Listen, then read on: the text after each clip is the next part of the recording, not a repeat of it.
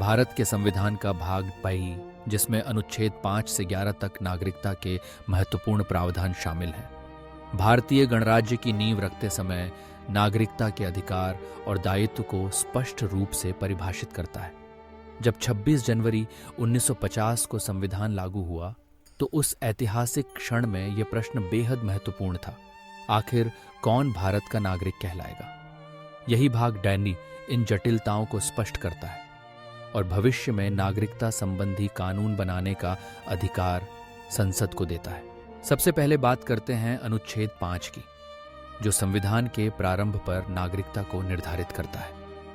इसमें 3 मुख्य श्रेणियां हैं। पहली, वह व्यक्ति जो भारत के राज्य क्षेत्र में जन्मा हो।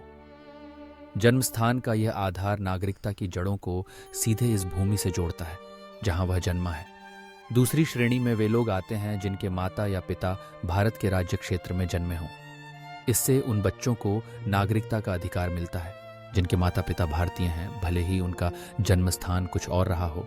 तीसरी श्रेणी के अनुसार कोई व्यक्ति जो संविधान लागू होने से ठीक पहले कम से कम 5 साल तक भारत में रह रहा था, उसे भी भारतीय नागरिक माना गया। इससे उन प्रवासियों और निवासियों को सुरक्षा मिली जिन्होंने देश के साथ स्थायी संबंध स्थापित कर लिया था।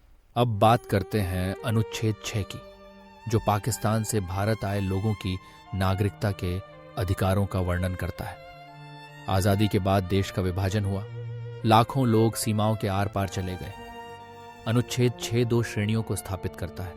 पहली श्रेणी में वे लोग हैं जो 19 जुलाई 1948 से पहले भारत आ गए। यदि ऐसे व्यक्ति या उनके माता पिता या दादा दादी अविभाजित भारत में जन्मे थे और वे भारत में स्थायी रूप से रह रहे थे, तो वे नागरिक बन गए। दूसरी श्रेणी उन लोगों की है जो 19 जुलाई 1948 के बाद भारत आए। इन्हें नागरिकता के लिए पंजीकरण कराना जरूरी था, साथ ही आवेदन करने से पहले कम से कम 6 महीने तक भारत में रहना अनिवार्य था। इस अनुच्छेद ने लाखों विस्थापितों को नया जीवन और अधिकार दिया। अनुच्छेद 7 में उन लोगों की चर्चा है जिन्होंने 1 मार्च 1947 के बाद भारत छोड़कर पाकिस्तान का रुख किया।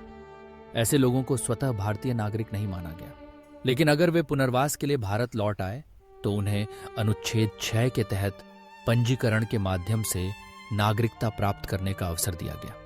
यह प्रावधान उनकी परिस्थितियों को समझता है जो विभाजन के कारण शरणार्थी बने और फिर लौटना चाहा। अनुच्छेद 8 उन भारतीय मूल के लोगों के लिए है जो भारत के बाहर रहते थे।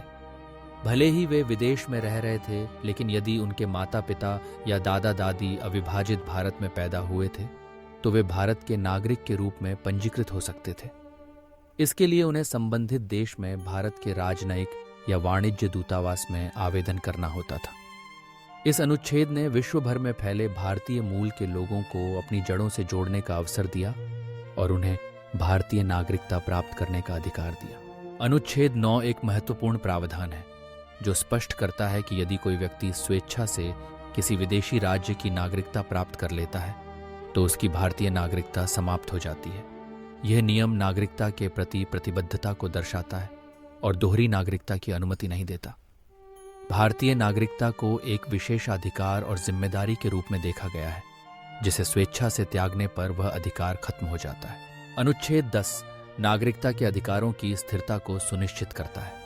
इसका अर्थ यह है कि अनुच्छेद 5 से 9 के तहत जो नागरिकता के अधिकार प्राप्त होते हैं वे तब तक बने रहेंगे जब तक संसद कोई विपरीत कानून न बनाए।